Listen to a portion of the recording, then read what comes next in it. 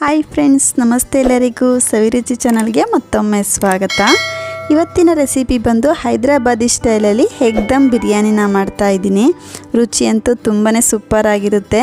ಇದು ಚಿಕ್ಕ ಮಕ್ಳಿಗೂ ದೊಡ್ಡವ್ರಿಗೂ ಎಲ್ಲರಿಗೂ ತುಂಬಾ ಇಷ್ಟ ಆಗುತ್ತೆ. ಖಂಡಿತ ಒಂದ್ಸಲ ಟ್ರೈ ಮಾಡಿ ನೋಡಿ. ಮಾಡೋದು ಕೂಡ ತುಂಬಾ ಸುಲಭ. ಖಂಡಿತ ಒಂದ್ಸಲ ಟ್ರೈ ಮಾಡಿ ನೋಡಿ. ನಿಮ್ಗೆ ಹೇಗೆ ಬಂತು ಅಂತ ಕಮೆಂಟ್ ಮಾಡಿ ತಿಳಿಸಿ.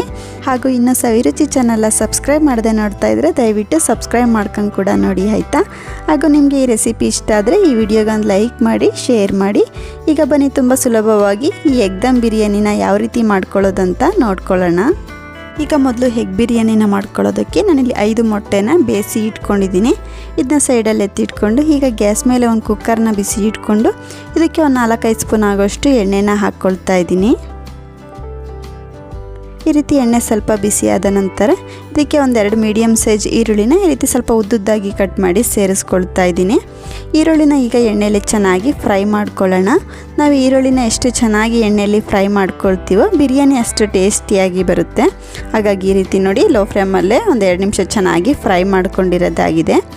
ಈರುಳ್ಳಿ ಕಲರ್ ಕೂಡ ಚೇಂಜ್ ಆಗಿದೆ. ಈಗ ಇದಕ್ಕೆ ಬೇಯಿಸಿ ಇಟ್ಕೊಂಡಿರೋಂಥ ಮೊಟ್ಟೆನ ಹಾಕ್ಕೊಳ್ತಾ ಇದ್ದೀನಿ. ಹಾಗೆ ಒಂದು 5 ಹಸಿಮೆಣಸಿನ್ಕಾಯಿನ ಈ ರೀತಿ ಮಧ್ಯಕ್ಕೆ ಕಟ್ ಮಾಡಿ ಹಾಕ್ಕೊಳ್ತಾ ಇದ್ದೀನಿ. ಹಾಗೆ ಒಂದು ಅರ್ಧ ಸ್ಪೂನ್ ಆಗೋಷ್ಟು ಮೆಣಸು, 1-2 ಸ್ಟಾರು, 1-2 ಮೊಗ್ಗು, 1-2 ಏಲಕ್ಕಿ, ಹಾಗೆ ಒಂದು 4 ಲವಂಗ, ಹಾಗೆ 1-2 ಪೀಸ್ ಚಕ್ಕೆ, 1-2 ಪಲಾವ್ ಎಲೆನ ಹಾಕ್ಕೊಳ್ತಾ ಇದ್ದೀನಿ. ಈ ರೀತಿ ಮಸಾಲೆಗಳನ್ನ ಸೇರಿಸ್ಕೊಂಡ ನಂತರ 1 ಸ್ಪೂನ್ ಆಗೋಷ್ಟು ಶುಂಠಿ ಬೆಳ್ಳುಳ್ಳಿ ಪೇಸ್ಟ್ನ ಹಾಕ್ಕೊಳ್ತಾ ಇದ್ದೀನಿ. ಹಾಗೆ 1-2 ಸ್ಪೂನ್ ಆಗೋಷ್ಟು ಎಗ್ ಬಿರಿಯಾನಿ ಪೌಡ್ರನ್ನ ಹಾಕ್ಕೊಳ್ತಾ ಇದ್ದೀನಿ.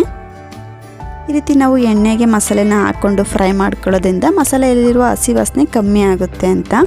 ಹಾಗೆ ಸ್ವಲ್ಪ ಪುದೀನ ಎಲೆಗಳನ್ನ ಸೇರಿಸ್ಕೊಳ್ತಾ ಇದ್ದೀನಿ. ಸೇರಿಸಿ ಮಸಾಲೆನ ಮೊಟ್ಟೆಯೆಲ್ಲ ಚೆನ್ನಾಗಿ ಮಿಕ್ಸ್ ಮಾಡ್ಕೊಳ್ಳೋಣ. ಮೊಟ್ಟೆ ಹೊಡಿಬಾರ್ದು, ಹಾಗಾಗಿ ನೀಟಾಗಿ ಈ ರೀತಿ ಮಿಕ್ಸ್ ಮಾಡ್ಕೊಳ್ಬೇಕಾಗುತ್ತೆ.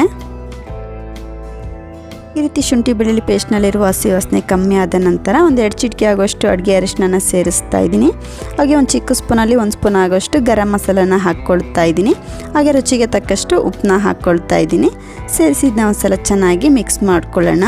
ಮೊಟ್ಟೆಗೆ ಉಪ್ಪು ಮಸಾಲೆ ಎಲ್ಲ ಚೆನ್ನಾಗಿ ಹಿಡಿಬೇಕು. ಹಾಗಾಗಿ ಈ ರೀತಿ 1-2 ನಿಮಿಷ ಚೆನ್ನಾಗಿ ಮಿಕ್ಸ್ ಮಾಡ್ಕೊಂಡ ನಂತರ ಈಗ ಇದಕ್ಕೆ 1 ಕಪ್ ಆಗುವಷ್ಟು ಮೊಸರನ್ನ ಹಾಕ್ಕೊಳ್ತಾ ಇದ್ದೀನಿ. ಈ ರೀತಿ ಕಂಪ್ಲೀಟಾಗಿ ಮೊಸರನ್ನ ಸೇರಿಸ್ಕೊಂಡು ಇದನ್ನ ಒಂದ್ಸಲ ಚೆನ್ನಾಗಿ ಮಿಕ್ಸ್ ಮಾಡಿಕೊಂಡು ಮೊಸರಲ್ಲೇ ಮಸಾಲೆನ ಚೆನ್ನಾಗಿ ಕುದಿಸ್ಕೊಳ್ಳೋಣ. ಒಂದು ಗ್ರೇವಿ ಟೆಕ್ಸ್ಚರ್ಗೆ ಬರುತ್ತೆ. ಹಾಗಾಗಿ ಅಲ್ಲಿವರೆಗೂ ನಾವು ಮೊಸರು 1/4 ಭಾಗ ಡ್ರೈ ಆಗುತ್ತೆ. ಹಾಗಾಗಿ ಒಂದು ಪ್ಲೇಟ್ ಮುಚ್ಚಿ ಒಂದು 5 ನಿಮಿಷ ಚೆನ್ನಾಗಿ ಕುದಿಸ್ಕೊಳ್ಳೋಣ. ಮೊಟ್ಟೆ ಮಸಾಲೆನ ಸೈಡಲ್ಲಿ ಫ್ರೈ ಮಾಡೋಕ್ಕೆ ಇಟ್ಕೊಂಡಿರೋದಾಗಿದೆ. ಈಗ ಇದಕ್ಕೆ ರೈಸ್ನ ರೆಡಿ ಮಾಡ್ಕೊಳ್ಳೋಣ. ಈಗ ಒಂದು ಪಾತ್ರೆಯಲ್ಲಿ ನೀರನ್ನ ಬಿಸಿ ಇಟ್ಕೊಂಡು 2 ಗ್ಲಾಸ್ ಆಗೋಷ್ಟು ರೈಸ್ನ 1-2 ಸಲ ಚೆನ್ನಾಗಿ ತೊಳೆದು ಹಾಕ್ಕೊಳ್ತಾ ಇದ್ದೀನಿ. ಹಾಗೆ 1 ಸ್ಪೂನ್ ಆಗೋಷ್ಟು ಜೀರಿಗೆ, 1 ಸ್ಟಾರು, ಮೊಗ್ಗು, 1 ಪೀಸ್ ಚಕ್ಕೆ, 1 ಪಲಾವ್ ಎಲೆ, ಹಾಗೆ 1 ಏಲಕ್ಕಿ, ಹಾಗೆ 1-2 ಲವಂಗನ ಹಾಕ್ಕೊಳ್ತಾ ಇದ್ದೀನಿ. ಹಾಗೆ ಸ್ವಲ್ಪ ಪುದೀನ ಎಲೆಗಳನ್ನ ಸೇರಿಸ್ಕೊಳ್ತಾ ಇದ್ದೀನಿ, ಸ್ವಲ್ಪ ಫ್ಲೇವರ್ ಚೆನ್ನಾಗಿ ಬರುತ್ತೆ ಅಂತ. ಹಾಗೆ ರುಚಿಗೆ ತಕ್ಕಷ್ಟು ಉಪ್ಪನ್ನ ಹಾಕ್ಕೊಳ್ತಾ ಇದ್ದೀನಿ. ಹಾಗೆ ಒಂದು ನಿಂಬೆಹಣ್ಣಲ್ಲಿ 1/4 ಭಾಗ ನಿಂಬೆ ರಸನ ಸೇರಿಸ್ಕೊಳ್ತಾ ಇದ್ದೀನಿ. ಸ್ವಲ್ಪ ಟೇಸ್ಟ್ ಚೆನ್ನಾಗಿ ಬರುತ್ತೆ ನಿಂಬೆ ರಸನ ಸೇರಿಸೋದ್ರಿಂದ.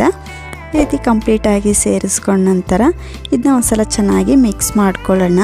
ರೈಸು ನೀರಲ್ಲಿ 1/4 ಭಾಗ ಬೇಯಬೇಕು. ಹಾಗಾಗಿ ರೈಸ್ನ 1/4 ಭಾಗ ಬೇಯಿಸ್ಕೊಳ್ಳೋಣ. ಈಗ ನೋಡಿ, ರೈಸ್ನ 1/4 ಭಾಗ ಬೇಯಿಸ್ಕೊಂಡಿರೋದಾಗಿದೆ.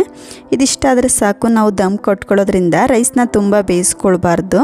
ಇದಿಷ್ಟಾದರೆ ಸಾಕು. ಈಗ ನೋಡಿ, ಫ್ರೈ ಮಾಡೋಕೆ ಇಟ್ಕೊಂಡಿರೋಂಥ ಎಗ್ ಮಸಾಲೆ ಕೂಡ ಈ ರೀತಿ ಗ್ರೇವಿ ಥರ ರೆಡಿಯಾಗಿದೆ. ನಾವು ಈ ರೀತಿ ಗ್ರೇವಿ ಟೆಕ್ಸ್ಚರ್ಗೆ ಬರಬೇಕು. ಅಲ್ಲಿವರೆಗೂ ನಾವು ಈ ರೀತಿ ಮಸಾಲೆನ ಚೆನ್ನಾಗಿ ಕುದಿಸ್ಕೊಳ್ಬೇಕಾಗುತ್ತೆ. ಈಗ ಬಿರಿಯಾನಿಗೆ ಬೇಕಾಗಿರುವಂಥ ಎಗ್ ಮಸಾಲೆ ರೆಡಿಯಾಗಿದೆ. ಇದಿಷ್ಟಾದರೆ ಸಾಕು. ಇದನ್ನ ಒಂದ್ಸಲ ಚೆನ್ನಾಗಿ ಮಿಕ್ಸ್ ಮಾಡಿಕೊಂಡು ಈಗ ನಾವು ರೆಡಿ ಮಾಡಿ ಇಟ್ಕೊಂಡಿರೋಂಥ ರೈಸ್ನ ಸೇರಿಸ್ಕೊಳ್ಳೋಣ. ಈ ರೀತಿ ಒಂದು ಅರ್ಧ ಭಾಗ ರೈಸ್ನ ಸೇರಿಸ್ಕೊಂಡ ನಂತರ ಇದಕ್ಕೆ ಸ್ವಲ್ಪ ಎಣ್ಣೆಯಲ್ಲಿ ಫ್ರೈ ಮಾಡಿ ಇಟ್ಕೊಂಡಿರೋಂಥ ಈರುಳ್ಳಿನ ಸೇರಿಸ್ಕೊಳ್ತಾ ಇದ್ದೀನಿ. ಈ ರೀತಿ ಈರುಳ್ಳಿ ಸ್ವಲ್ಪ ಸೇರಿಸ್ಕೊಂಡ ನಂತರ ಮೇಲೆ ಸ್ವಲ್ಪ ರೈಸ್ನ ಹಾಕ್ಕೊಳ್ತಾ ಇದ್ದೀನಿ. ಈ ರೀತಿ ಕಂಪ್ಲೀಟಾಗಿ ರೈಸ್ನ ಸೇರಿಸ್ಕೊಂಡ ನಂತರ ಮೇಲೆ ಸ್ವಲ್ಪ ಈರುಳ್ಳಿನ ಫ್ರೈ ಮಾಡಿಟ್ಕೊಂಡಿದ್ವಲ್ಲ ಅದನ್ನ ಹಾಕ್ಕೊಳ್ತಾ ಇದ್ದೀನಿ. ಈ ರೀತಿ ಕಂಪ್ಲೀಟಾಗಿ ಈರುಳ್ಳಿನ ಸೇರಿಸ್ಕೊಂಡ ನಂತರ ನಾನಿಲ್ಲಿ ಆವಾಗಲೇ ಮಸಾಲೆನ ಫ್ರೈ ಮಾಡ್ಕೊಳ್ಬೇಕಾದ್ರೆ ಸ್ವಲ್ಪ ಮಸಾಲೆನ ಒಂದು ಬೌಲಲ್ಲಿ ಹಾಕಿ ಎತ್ತಿ ಇಟ್ಕೊಂಡಿದ್ದೆ. ಹಾಗಾಗಿ ಈ ರೀತಿ ಮಸಾಲೆನ ಸ್ವಲ್ಪ ಹಾಕ್ಕೊಳ್ತಾ ಇದ್ದೀನಿ. ಹಾಗೆ ಸ್ವಲ್ಪ ನಾವು ಕೇಸರಿ ಬಾತ್ಗೆಲ್ಲ ಹಾಕ್ತೀವಿ ನೋಡಿ, ಯೆಲ್ಲೋ ಕಲರ್ ಫುಡ್ ಕಲರ್ನ ಹಾಕ್ಕೊಳ್ತಾ ಇದ್ದೀನಿ. ನಿಮಗೆ ಇಷ್ಟ ಇದ್ದರೆ ಹಾಕ್ಕೊಳ್ಳಿ, ಇಲ್ಲ ಸ್ವಲ್ಪ ನೀರಿಗೆ ಅಡುಗೆ ಅರಿಶಿನ ಕೂಡ ಮಿಕ್ಸ್ ಮಾಡಿ ಹಾಕ್ಕೊಳ್ಬೋದು. ಸ್ವಲ್ಪ ಕಲರ್ ಚೆನ್ನಾಗಿ ಬರುತ್ತೆ ಅಂತ ಅಷ್ಟೇ. ಹಾಗೆ ಕೊನೆಯದಾಗಿ ಸ್ವಲ್ಪ 1 ಸ್ಪೂನ್ ಆಗೋಷ್ಟು ತುಪ್ಪನ ಸೇರಿಸ್ತಾ ಇದ್ದೀನಿ.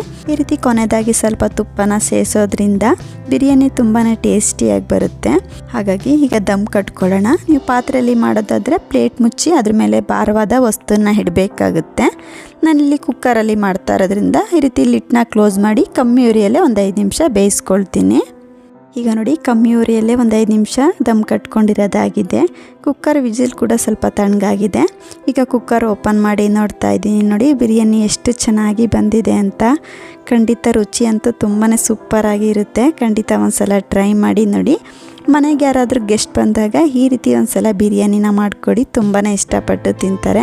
ಅಥವಾ ನಿಮಗೇನಾದರೂ ಒಂದೇ ರೀತಿ ಬಿರಿಯಾನಿನ ತಿಂದು ಬೇಜಾರಾಗಿದ್ದರೆ ಖಂಡಿತ ಈ ವಿಧಾನದಲ್ಲಿ ಒಂದ್ಸಲ ಟ್ರೈ ಮಾಡಿ ನೋಡಿ. ಮಸಾಲೆನೂ ಕೂಡ ತುಂಬ ಕಡಿಮೆ ಇರುತ್ತೆ, ಹಾಗೆ ಟೇಸ್ಟ್ ಕೂಡ ತುಂಬಾ ಸೂಪರಾಗಿರುತ್ತೆ. ಇದು ಚಿಕ್ಕ ಮಕ್ಳಿಗೂ ದೊಡ್ಡವ್ರಿಗೂ ಎಲ್ಲರಿಗೂ ತುಂಬಾ ಇಷ್ಟ ಆಗುತ್ತೆ. ಖಂಡಿತ ಒಂದ್ಸಲ ಟ್ರೈ ಮಾಡಿ ನೋಡಿ. ನಿಮಗೆ ಹೇಗೆ ಬಂತು ಅಂತ ಕಮೆಂಟ್ ಮಾಡಿ ತಿಳಿಸಿ. ನಿಮಗೆ ಎಗ್ ದಮ್ ಬಿರಿಯಾನಿ ರೆಸಿಪಿ ಇಷ್ಟ ಆಯಿತು ಅಂದ್ಕೊಳ್ತೀನಿ ಫ್ರೆಂಡ್ಸ್. ಇಷ್ಟ ಆದರೆ ಈ ವಿಡಿಯೋಗೆ ಒಂದು ಲೈಕ್ ಮಾಡಿ ಹಾಗೂ ಶೇರ್ ಮಾಡಿ. ಹಾಗೂ ಇನ್ನಷ್ಟು ಈಸಿ ರೆಸಿಪಿಗಾಗಿ ಸವಿರುಚಿ ಚಾನಲ್ನ ಸಬ್ಸ್ಕ್ರೈಬ್ ಮಾಡ್ಕೊಂಡು ಕೂಡ ನೋಡಿ. ಪಕ್ಕದಲ್ಲೇ ಇರುವಂಥ ಬೆಲ್ ಬಟನ್ನ ಕ್ಲಿಕ್ ಮಾಡಿ. Thank you.